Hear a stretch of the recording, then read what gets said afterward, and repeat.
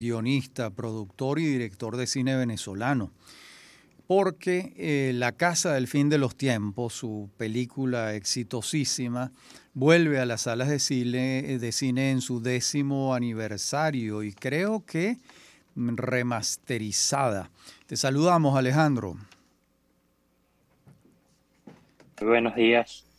Vale. ¿Qué quiere decir en este caso remasterizada? Se va a ver mejor qué trabajo se hizo. Sí, bueno, prácticamente abrimos los archivos de hace 10 años cuando estrenamos la película y le hicimos toda una colorización de nuevo, toma por toma, a todo el material. Retrabajamos un poco la mezcla de sonido para que, bueno, todo eso se traduzca en una experiencia cinematográfica muy potente para el público, que la gente pueda sentir la historia, experimentarla con colores más vivos, vivir el sonido y al mismo tiempo sumergirse pues en una historia llena de mucho suspenso, impactos emocionales e inclusive giros muy emocionales, ¿no? Claro, recordemos que esta película está protagonizada por Rudy Rodríguez, con Gonzalo Cubero y Rosmel Bustamante. Y recordemos que en el 2013, cuando se estrenó en Venezuela, conquistó a 643.880 espectadores. También ha sido estrenada en más de 35 países esta película. Fue galardonada con 15 premios internacionales, entre ellos el premio Mejor Película y Mejor Director en el Screen Fest de Hollywood.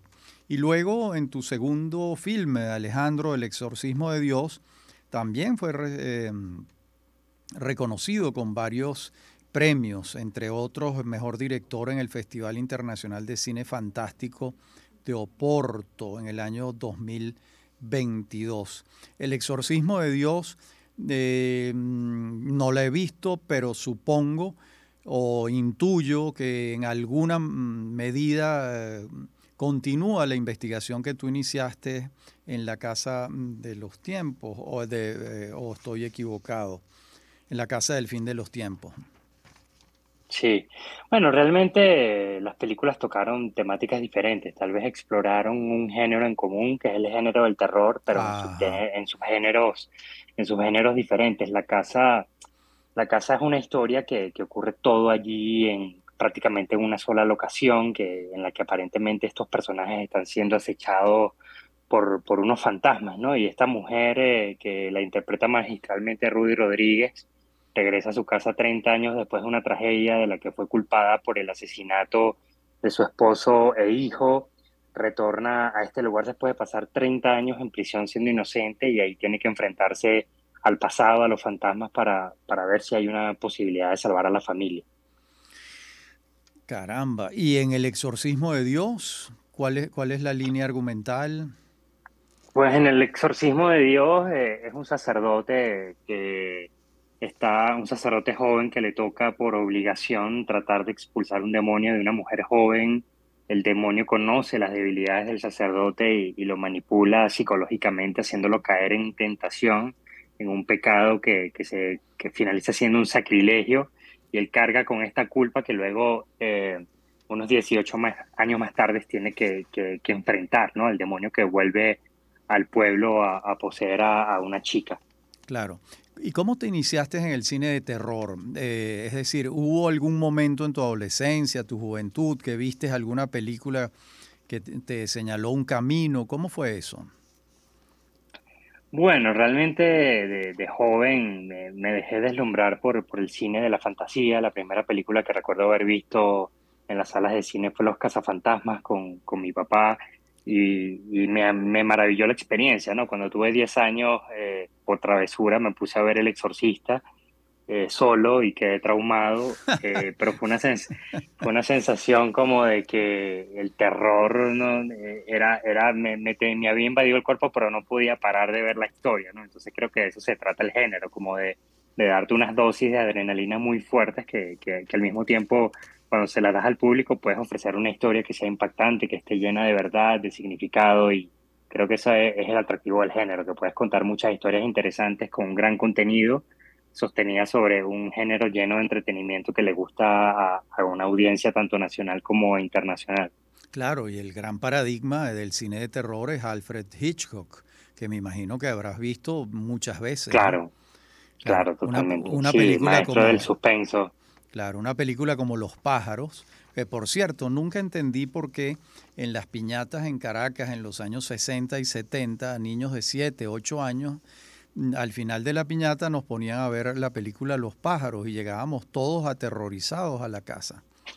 Ok, eso sí no lo sabía Y, y eso pues, es mira, un dato bastante perturbador. una cosa completamente loca. Yo no entiendo por qué hacían eso unas madres, yo no sé de dónde tenían la cabeza. Pero claro, el cine de terror también capta mucho la atención de los niños, ¿no?